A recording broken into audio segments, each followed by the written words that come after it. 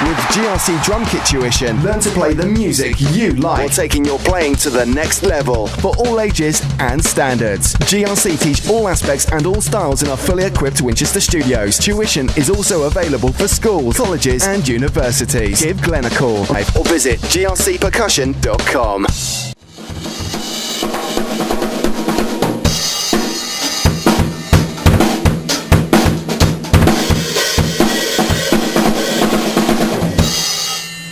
Hi, my name is Glenn Clarke from GRC Drum Kit Tuition, based in the UK in Winchester. This is the 6th lesson out of this series from the AtoZ drums, looking at semiquavers. Semiquavers are the same as crotchets and quavers when it comes to note values, but a semiquaver is only worth a quarter of a beat. Quarter of a beat. In other words, we can get 4 semiquavers into one whole beat. If we look at the ages of the drums and we look at page 23, we can see what semiquavers look like and how we work these out in our music. The very first bar of exercise A is a standard bar what we've already played.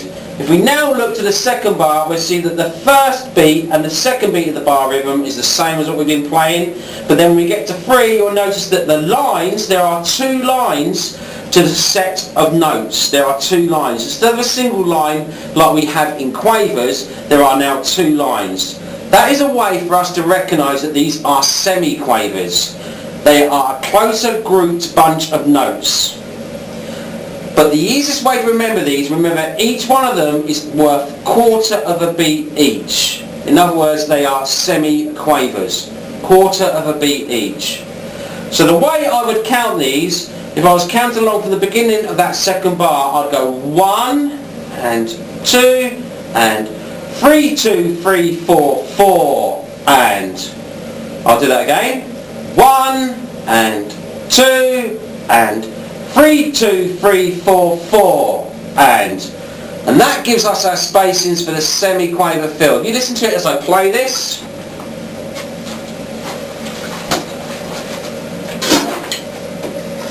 One, 2, 3 and 4. 1, 2, 3, 4 and 1, 2, 3 and 4. 1, 2, 3, 4 and you can see how the semiquavers now increase the tempo within the way the rhythm sounds, but the speed of the whole piece stays the same because we follow the count. Looking now to exercise D and so on, you will see that in exercise D we have got 2 groups of semiquavers. When I count these from beat 3, you will notice it goes 3, 2, 3, 4, 4, 2, 3, 4. So I'm still pronouncing the beat where we are in the bar. 3, 2, 3, 4, 4, 2, 3, 4. And then when we look down to next bar, next exercise down, exercise C, we look to the last bar, we now, instead of just being on the snare drum, it moves up to the other drum. So you can see that it goes up to the top tom. The same count, 3, 2, 3, 4, 4, 2, 3, 4. The last 4 semiquavers on the top tom. Looking down to D now, we've still got the same rhythm using quavers at the beginning. Remember to count them. And remember to that mirror image when we're looking down. And when we look at the end of the bar, the last bar, you'll notice that we have got 1 and 2, 2, 3, 4, 3, 2, 3, 4, 4 and 2 quavers at the end. We look down to exercise E. The bar looks very busy, but it's not as busy as it seems if you count them and you count them to yourself.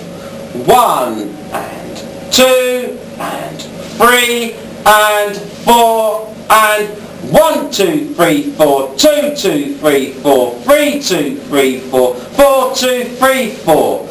And we're using different drums.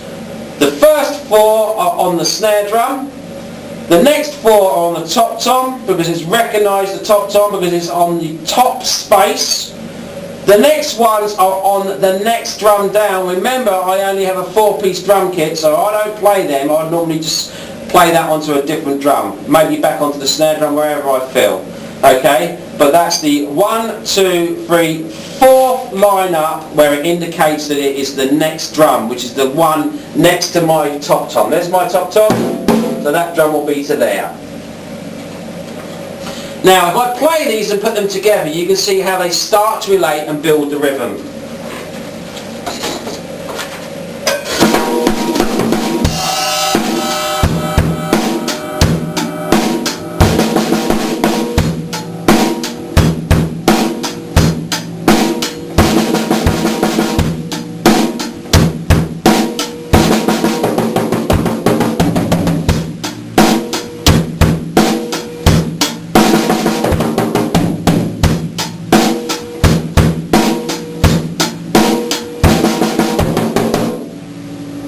There you can see how semiquavers work. If I now incorporate this with one of the tracks of the AtoZ drum CD, you can see how the fill starts to be created.